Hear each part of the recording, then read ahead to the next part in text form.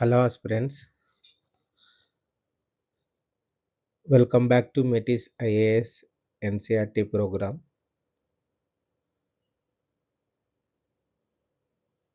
for UPSC Civil Services examination and all competitive exams. Today we are going to discuss about 7th class geography chapter number 2, that is inside our earth. Inside our earth. Let's begin. Imagine your understanding about inside our earth.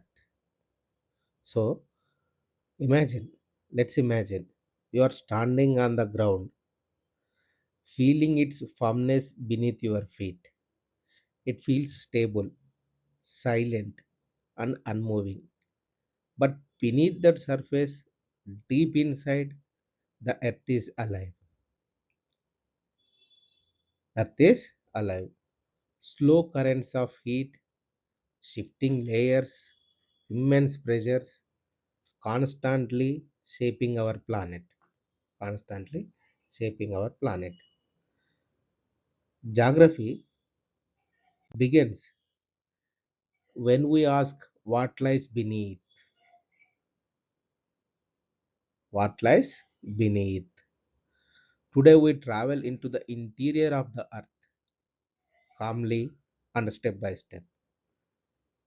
As we move forward, notice how many everyday phenomena quietly depend on processes happening deep beneath on our feet. Notice how many everyday phenomena quietly depend on processes happening deep beneath our feet. Observe carefully. UPSC does not test whether you memorize the definitions or not. It tests whether you understand the systems or not. It tests whether you understand the systems. Earth's interior connections, earthquake, volcanoes, mountain building, and continental movement. Earth interior connects earthquakes, volcanoes, mountain building, and continental movement. Our focus is today is clarity. Our focus today is clarity. When you understand systems, questions stop feeling unpredictable. You begin to see patterns. You begin to see patterns. Everything around us appears still, but thousands of kilometers below, molten material moves slowly like a silent river. These movements shape continents and oceans. Understanding this changes how we see the planet. So, for this, we have to examine the layers of the earth. Imagine slicing the earth like a fruit. Slicing earth like a fruit. You would see three layers, from surface to lower or surface to deeper. That is crust, mantle, and core. Crust, mantle, and core. Crust is a thinner layer, mantle is a dynamic engine, core is hottest center. This much you have to be clear and remember all the time. Let us we will explore. Look at the diagram carefully. The crust is like a thin skin. The mantle forms the bulk. The core lies at the center. This is the process. This is the process. So we have to examine the crust first. The crust is the outermost layer where life exists. Forests, rivers, cities, oceans, everything we experience lies here. Here on where crust. It is extremely thin compared to Earth's size. Continental crust. 35 kilometer, more or less. Oceanic crust 5 kilometers. This is the size, like thin or thin, etc. Crust composition. What are the compositions? What are the components is present on the crust? That is silica and aluminum. Silica and alumina is called Cl, and silicon magnesium. Silicon magnesium is called Sima. If life exists only on such a thin layer, what does that tell us about fragility of Earth's environment? If life exists only such a thin layer, what does that tells us about the fragility of Earth's environment? Think, think once. Next, we will moving ahead to mantle. Below lies the mantle, extending to about 2,900 kilometers. It is hottest and capable of slow movement. Convection currents circulate here like gentle boiling. These movements drive plate motion. Convection currents circulate here like gentle boiling. These convection drives plate motion. Earthquakes and volcanoes are linked to this internal activity. Much of the Earth's change happens slowly, it shapes entire continents. This slow movement mainly occurs in a softer zone called the asthenosphere. What is the asthenosphere? A layer that allows tectonic plates to move. That is called asthenosphere. Please remember this carefully. Asthenosphere. So we will moving deeper. At the center lies the core. At center lies the core. Composition of core with iron and nickel. This is called Nife. Outer core is liquid, inner core is solid. The movement here generates core is divided into two parts, outer core and inner core. Outer core is liquid, inner core is solid. The movement here generates its magnetic field. The movement here generates its magnetic field. The core is not just a ball of metal, it is the reason your compass works, and one of the reasons our atmosphere has survived the sun's radiation. In a sense, the core quietly protects life. Please remember this sentence carefully. Again, please understand carefully. The core is not just a ball of metal. The core is not just a ball of metal. It is the reason your compass works. Why? Here generates its magnetic field. That is why compass works. And one of the reasons our atmosphere has survived the sun's radiation. In a sense, the core quietly protects life.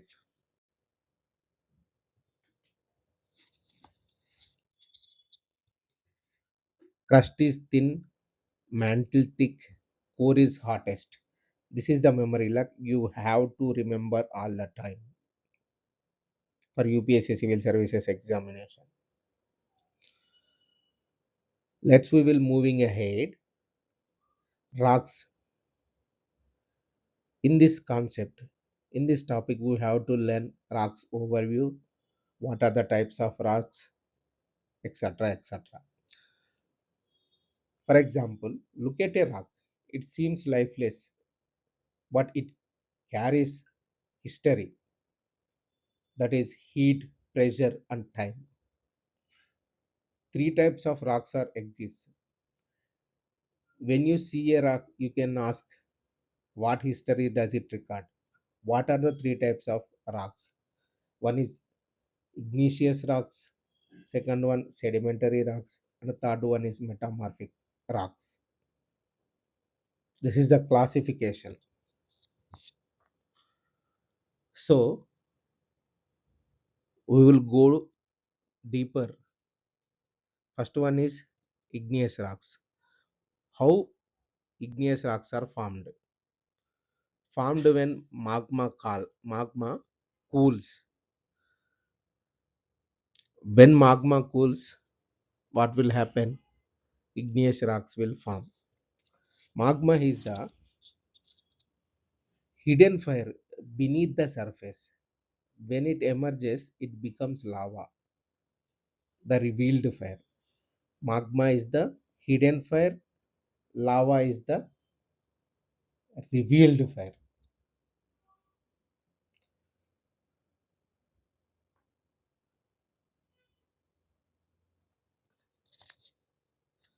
Further moving classification is intrusive and extrusive.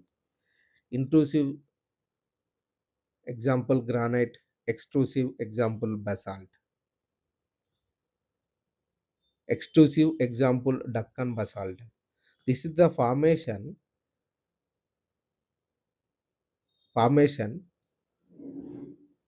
depends on formation. This is the classification that is intrusive and extrusive igneous rocks.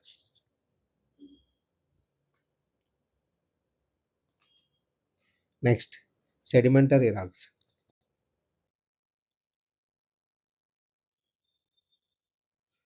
Sedimentary rocks. Weathering forms sediments. Transport and deposition create layers. Often contain fossils. This is the formation of sedimentary rocks. Fossils occur mainly in sedimentary rocks. This is the formation of sedimentary rocks. Simple. Sedimentary rocks is weathering forms sediments. Sediments transport and deposition and create a layers. This is how it will turn into sedimentary rocks. These are often contains fossils. Fossils occur mainly in sedimentary rocks. Example, these are sandstones, limestones, and coal, etc. etc. These are sedimentary rocks. Gypsum, shale, chalk. These are the few examples for sedimentary rocks. Next and last one is metamorphic rocks. Heat and pressure transforms rocks. Heat and pressure transforms rocks. Example, limestone to marble, clay to slate. Earth continuously reshapes its material. How they will form as metamorphosis, then metamorphosis convert into metamorphic rocks. Example, slate, pillite, schist, gneiss, quartzite, marble, soapstone, etc. etc. Earth continuously reshapes its materials. So, what are the three types of rocks? Igneous rocks, igneous, igneous rocks, and sedimentary and metamorphic. These are three types of rocks, igneous rocks. And next, rock cycle. Observe the diagram very carefully. Observe the diagram very carefully. Magma cools, it will convert into igneous. Then igneous weathering is happened, sediments and sediments transferred and deposited it into converts sedimentary rocks. Then sedimentary rocks heat and they will turn into metamorphic. Then metamorphic melting again, it will turn into magma again.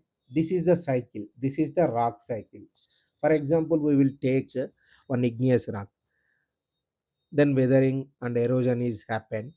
Then sediments are formed. As sediments, then cementization, compaction is continuously happening, then sedimentary rock will form. After the sedimentary rock, again and again heat pressure, deformation, then it will turn into metamorphic. Other metamorphic rock, again and again melting, it will turn into magma. Then magma cooling, it will be crystallization and it will convert into igneous rock. This is the process. And igneous rocks directly heat and pressure deformation, they will convert into metamorphic rock also. Then metamorphic rock weathering erosion, they will form into sediments also. Igneous rock melting, then it move into magma also. This is the cycle. This is the cycle is called rock cycle. This is the continuous transformation of rock. This is most important for the examination UPSC CSC prelims as well as mains also. Naturally, nature rarely works in straight lines. It operates through cycles only. Rock cycle is what? Cyclic. Rock cycle is cyclic. Minerals are naturally occurring substances with definite composition. What are the minerals? Minerals are naturally occurring substances with definite composition. Example: iron, copper, gold, coal, and petroleum. These are few mineral examples. Understanding resources also means understanding responsibility in their use. Understanding resources also means understanding responsibility in their use.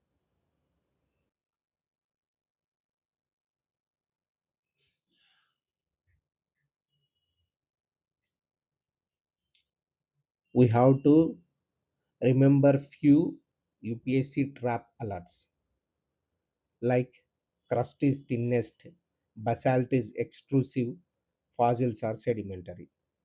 Because UPSC continuously trap with these facts. So we have to conceptual clear and facts, few facts we have to remember carefully. So example, think of your phone. Metals come from the earth. Infrastructure depends on geology. Much of modern life quietly depends on processes beneath our feet. You have to think few things occasionally, like why earthquakes happen, why volcanoes, why drifting continents. These are these are continuously happening through molting movements under the earth, that is beneath of the earth. These movements are reasons for plate tectonics. These were formed in asthenosphere. So these questions test conceptual clarity. So when concepts are very clear, questions become predictable. Understanding replaces memorization. So understanding is very much important than memorization.